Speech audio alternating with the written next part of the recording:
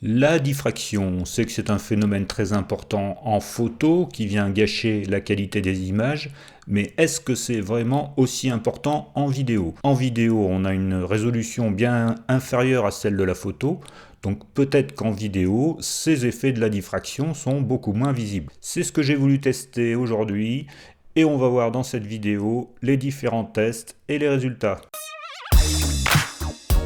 Bonjour et bienvenue sur Pix'n'Light. Alors d'abord la diffraction, qu'est-ce que c'est? Sans entrer dans le détail très rigoureux des lois de la physique, en théorie, un petit point de l'objet à photographier devrait correspondre à un petit point du capteur. La lumière va de l'objet au capteur en passant par l'objectif. Mais dans la réalité, il y a la diffraction.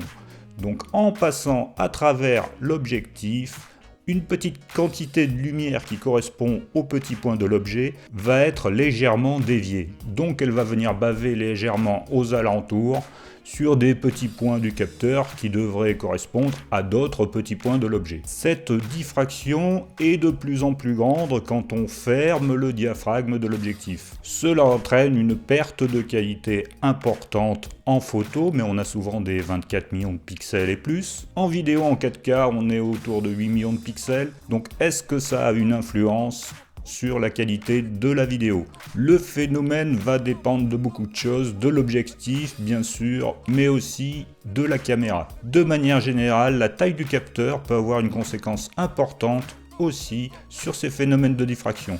Si bien que par exemple pour des petits capteurs, pour ceux qui s'intéressent aux drones comme le DJI Mavic 2 Pro, d'après les tests, il ne faut pas fermer le diaphragme au-delà de 5.6. Au-delà, on a vraiment une dégradation importante de l'image. Donc chacun doit tester vraiment sur sa caméra avec ses objectifs les phénomènes de diffraction pour savoir l'influence et si c'est acceptable pour son utilisation. Les tests qu'on va voir maintenant et que j'ai réalisés sont réalisés sur un capteur plein format avec un objectif 35 mm à 400 ISO, avec très peu de post-production dans le logiciel de montage pour éviter d'interférer avec la qualité d'image. Donc pour ces tests, je n'ai pas bougé les conditions de la caméra hormis le diaphragme et j'ai ajusté l'exposition en montant la lumière, en montant l'éclairage. On est donc en 4K et on va fermer progressivement le diaphragme de f2.8 à f16 et on va voir si cette évolution est visible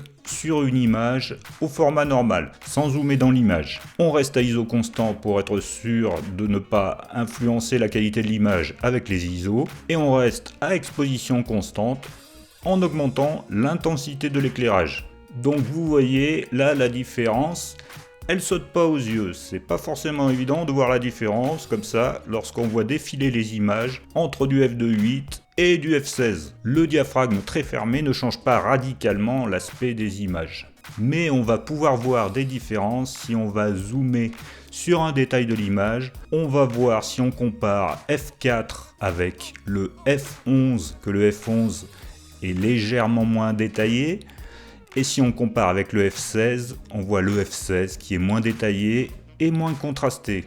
Alors est-ce dramatique? Pour voir si c'était dramatique, j'ai comparé ça avec du 1080p, et si on compare la vidéo tournée à f16 en 4K avec une vidéo avec un diaphragme optimal de f4 en 1080p, on voit que la 4K a toujours une meilleure qualité de détail que le 1080p. Conclusion, on voit donc que sur cette caméra avec cet objectif, on a bien une diminution des détails de l'image lorsqu'on ferme le diaphragme à f11 ou à f16, mais l'image n'est pas totalement dégradée, on reste tout de même meilleur qu'une image en 1080p. Alors je souligne bien que c'est sur cette caméra avec cet objectif, il faut tester un peu tous ces objectifs. Chaque caméra va se comporter différemment, donc faites vos tests. N'oubliez pas, surtout ne montez pas les ISO, comme ça vous obtiendrez une qualité d'image équivalente. Un dernier point, si vous êtes en extérieur,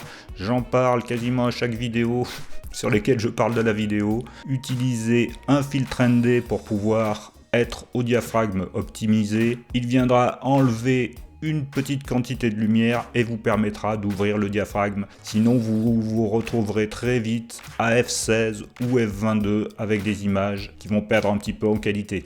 Merci d'avoir suivi cette vidéo. À très bientôt sur Pix'nLight. Si vous avez des questions, vous savez, c'est dans les commentaires. À bientôt, au revoir.